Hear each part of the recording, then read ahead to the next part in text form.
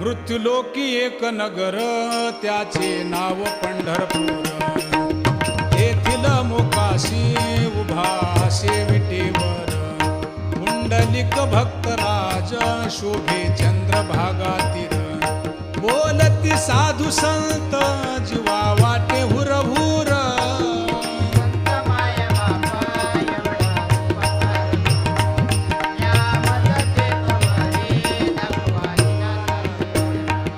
मज नाही हात पाय डोळा पडली झांपड. कर्ण हे बधीर झाले वाचा बोले बोबड.